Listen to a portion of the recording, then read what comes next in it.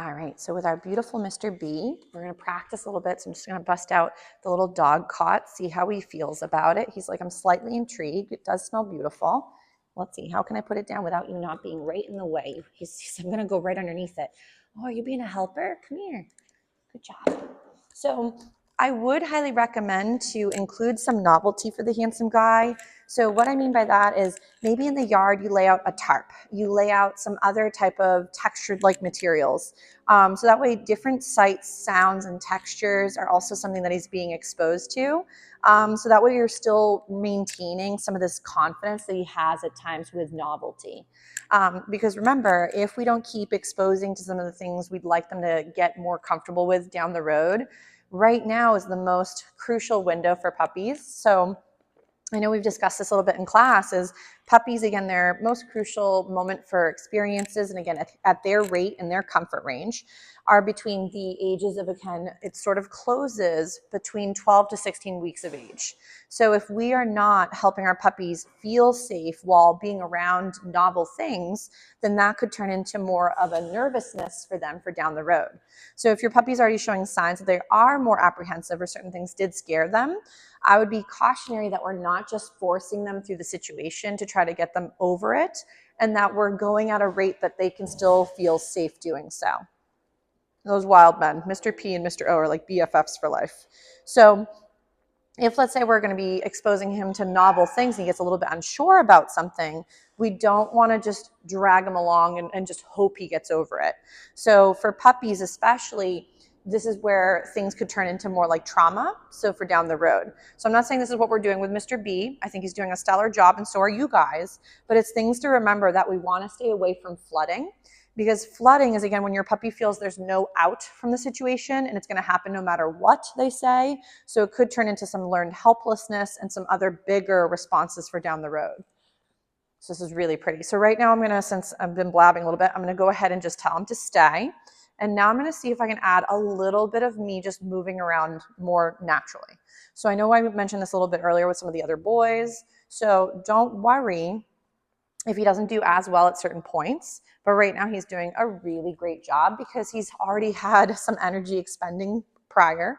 So, but right now this is looking really pretty. So remember, like for those gorgeous stays, we're feeding for being in the stay position. And when we want to end it, we want to have a slogan. So like I normally would say all done. Other folks might say free time, all set, whatever you'd prefer. So, but right now I'm just helping him work the sort of generalization that when I'm adding movement or there's his wild neighbor dog friends are romping and playing, he can still handle being in his little spot. We do want to make sure too that our place behavior does not turn into something that's also potentially forced. So if, let's say, he is being a nudge by mistake from our perspective and he's being too much and he's a wild man, and then you force him to go to his dog bed and tell him to stay and it's getting overwhelming or stressful for him, then going to a target spot may not have the greatest association.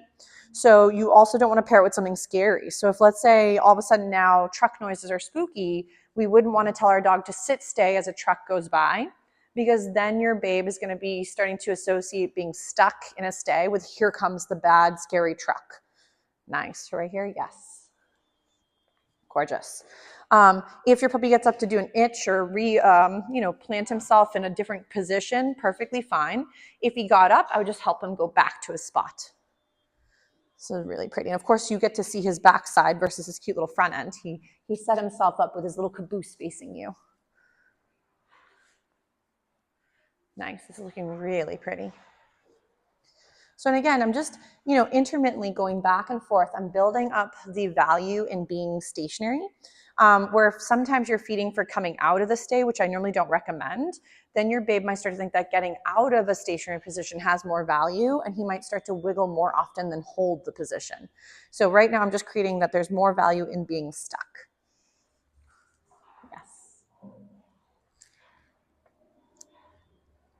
And then too, as he's getting more and more fluid with it, you may find you can add a little bit more difficulty or more distractions, like maybe his siblings. The boys are crashing into the chair.